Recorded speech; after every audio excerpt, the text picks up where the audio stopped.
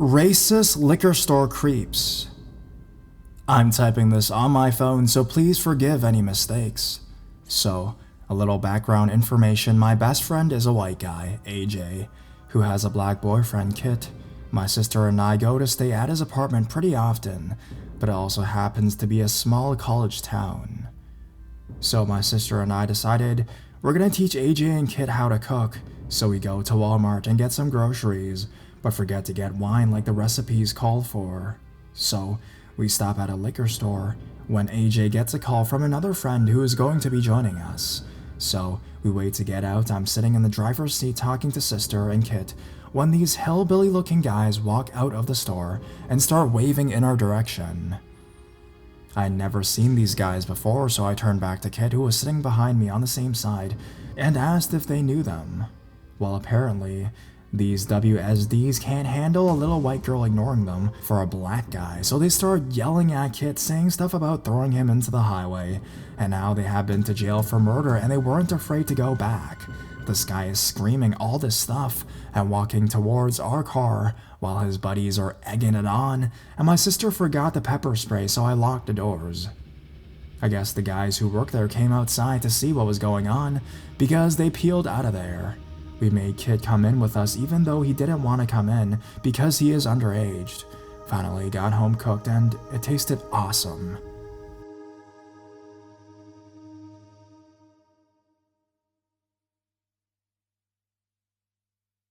I was just talking to her.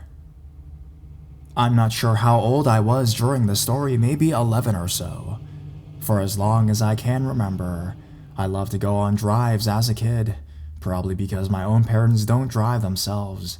Anytime my grandfather went anywhere, I went with him. So, when he headed downtown to go pick up some liquor for my grandma, I was quick to jump inside the car. For some reason, I always had this notion that it was somehow illegal for kids to go into liquor stores or something. I would always be terrified that if I went in, they'd get angry and kick me out. That, and I didn't want to go in anyways, as I preferred to it in the car and listen to the radio. It gave me a chance to sing while nobody else was around. So, my grandpa goes into the store and I stay outside, being pretty observant. I notice this fairly old-looking fellow staring me down from across the parking lot. He's literally leering at me, but I just try to ignore it.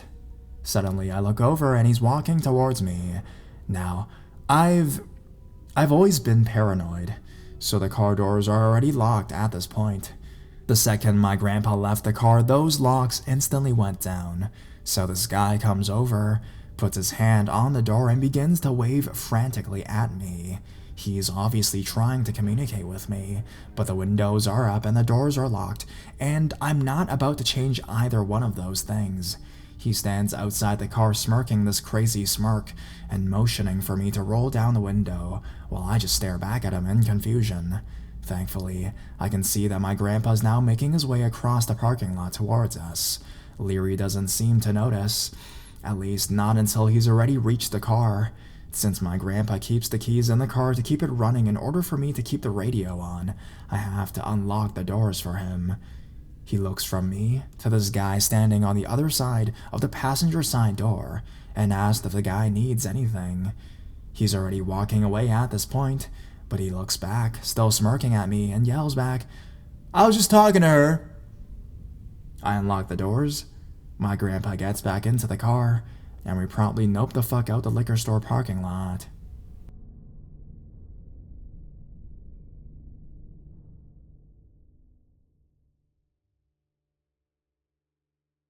Walking to the liquor store. I have terrible luck with creepers following me and whatnot, and this is one of the most recent stories. I just moved into my own apartment almost a year ago. I live alone, and I like it that way.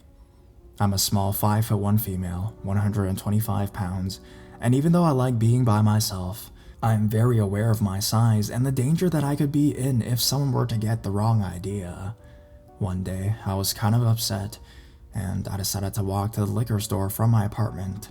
I got on my headphones and my sunglasses. I began the quarter of a mile to the liquor store. It was a nice day. and I was trying to put myself in a better mood, so I put on some good tunes and a smile, and I walked out the front door. I walked the first stretch, which was a block and a half to the stoplight at a very busy street intersection. I pressed the cross button and was waiting for the walk light to come on. While I was waiting, I noticed a small light car to my left, which a large man sitting in the driver's seat. He was turning right, and I smiled at him when I noticed him looking at me, and I waved. I thought he was being cautious of me. He could possibly hit me if he turned, and I was not paying attention. He smiled back at me and turned. I crossed the street and went right. I walked the next block and a half to the liquor store, and before I got there, I noticed the same small white car parked in the liquor store parking lot. It was him. He was parked there, waiting for me to walk by. He was waving his arms, trying to get my attention and flag me down. So, naturally, I did the most adult thing I could think of, which was to ignore him completely and walk into the liquor store. When I walked in, I told the clerk at the counter about the man that followed me there. I frequent the store, and they have given me a ride home before in the snow. The clerk offered me a ride, and I told him I was going to look around a bit and see if he leaves. I was there for 30 minutes, and I peeked outside and the creeper's car was gone. I told the clerk, and he offered again to give me a ride. I told him I was alright, and the car was gone, so I paid for my drinks and left. I walked back the same way I had come, on the same exact streets. I got almost to the streetlight again when I heard, "Hey, what are you doing?" Coming from the bush to my right, I looked over and the same small white car was parked behind a large bush. As he yelled this at me, he got out of his car and started to walk towards me. I got really tense and clutched the pepper spray I had attached to my keychain. It was hot pink, and he must have seen it because as I responded, walking, he put his hands up and started to slowly get back into his car. As for me, I took off at a full-out sprint back to the stoplight. I ran into the gas station and took the back exit so that he could not see which way I was walking home. Needless to say, he completely took my want to drink away, and I spent the rest of the night scared and sober.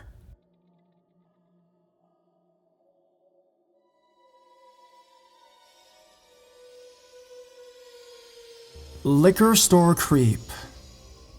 Hello there. This is my first post, so please bear with me. I will get better as it goes, LOL. I live in a small town in northeastern Oklahoma with my boyfriend. The town is well known for its meth use, so I have a lot of crazy stories I'm happy to share with you guys. This first story, though, takes place about 3 weeks ago, so it is very fresh in my memory. So, my boyfriend and I are in the middle of moving. I very recently moved into his apartment, so I got some refunds back from the utility company and my landlord. After I received some of the refund money, I decided to go run errands, buy birth control, get gasoline, etc. It dawns on me that I owe my boyfriend whiskey.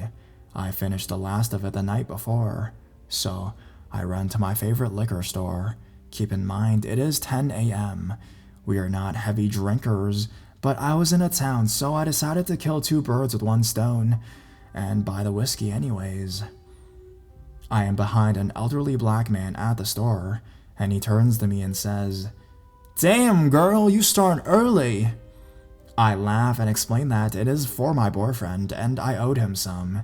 He nods, and then leaves. I buy my purchase and proceed to leave. Okay, so as you know, it is 10 a.m. in the morning, and the only people in the parking lot are me, the elderly man, and the worker who has required parking. I get out to my car and notice that there's a blue pickup stopped horizontally, blocking me from backing up. The window rolls down, and the old man is in the passenger side. He is accompanied by an obese man who looks pissed off at something. The elderly man proceeds to say, "I wish I was your boyfriend," and just sits there and stares at me for a good 30 seconds. I was starting to get a very bad vibe about him, so I slowly reach for my mace and taser. My boyfriend is a very protective Marine and made me buy them about a year ago, and as I exposed the taser, he sped off. Now, I could be overthinking the situation, and the man could have just wanted to say I was being thoughtful, but the fact that he waited for me for 5 minutes and was blocking my car and not moving after he said that, really? It just really gives me the creeps.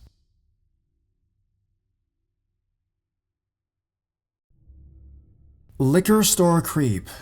So this is my first post. Sorry if it's a bunch of run-on sentences. Alright, to give a background, I'm a young woman and I'm married, and have 2 very young daughters. I live in California. Anyways, so it's about 8 or 9 p.m., and it's rainy, and it's a weekend, and I get a craving for something sweet. So my husband Alex suggests we drive down the street to the liquor store for some snacks and drinks. It is rainy outside, or we would have walked. My youngest daughter is asleep by now, so I leave her with my grandmother. She lives with us. So we only take my oldest daughter, who is only 4 years old. She's babbling about all the candy she wants and soda, typical kid. Well, we pull up to the liquor store, and it's only us and this other car that pulled up at the same time. It was just 2 men, probably late 20s, dressed like they were clubbing, I'm assuming. So we all walk in at the same time. The guys go straight to the counter and talk to the cashier. Alex walks to the back and looks at the beer. I take my daughter's hand and go down the aisle where the chips and candies are. When we get what we want, we all meet up at the cashier to pay for our snacks. The guys are still standing there and tell us to go ahead of them, so Alex shrugged and went ahead to pay. That's when we all hear him. He is yelling very loudly outside in the parking lot. He is saying, "Come on, come at me! I'm not afraid, I'm a tough motherfucker!" We look outside, but no one is there and it's quiet now. I'm standing on Alex's right side, and my daughter is on my right side. The 2 guys that walked in with us and slightly behind us and the door to the liquor store is the left of Alex, about 5 feet away. Not even 6 seconds after the silence, the man yelling runs into the store dripping wet. He is an older white man, I would say like 60 years old, and he looked real dirty and tweaked out of his mind. His eyes were huge and bloodshot, and he was fairly tall. He starts yelling at my husband, saying, "Hit me, you bastard! I'm not afraid of you. Kill me, you sawman. Or whatever you are, purple, Asian, or brown, whatever you are. I'm not afraid of you." We are Mexican, so my husband tells me in Spanish it's gonna be okay, because he knows I have severe anxiety. I'm from a small town in Texas, and I'm not used to crazy stuff like this happening, ever. But he grew up in LA, so he is. At that moment, I am freaking out on the inside. My hands are shaking and getting sweaty. I'm thinking about, what is this dude going to do? Is Alex gonna be able to protect us? What if he pulls out a knife? I stay calm though, because my daughter is with us. I guess she sensed something was wrong, because I was squeezing her hand, which I often do before I have a panic attack. Alex, however, doesn't bat an eye and continues to pay. This pisses Tweaker guy off. He now moves his attention to the 2 guys behind us. He says, "Do you bastards want some? Fight me!" And swings his fist at one, and the guy flinches and gets embarrassed for doing so, and his friend doesn't say anything. I feel even more panicked. The cashier is quiet too. I'm thinking, why is everybody being quiet? Tweaker guy then turns back to my husband, and before he can say anything, Alex turns to him and says, "Look, you made your point, whatever that may be. No one here is going to fight you, because that is clearly what you want. I am only going to warn you once, and you're lucky my wife and child are here, because I would have already acted to get you out of the store." Tweaker guy then looks at me, and I have huge eyes looking at this dude, not trusting the situation at all. Tweaker guy looks at my daughter, who is whimpering softly and clutching onto my arm, and then back to Alex again. Now, my husband is average height, and he is a stocky dude. He lifts and moves furniture for a living, so he is not skinny at all. He was prepared to protect us, as he usually does. I don't know what clicked in his head.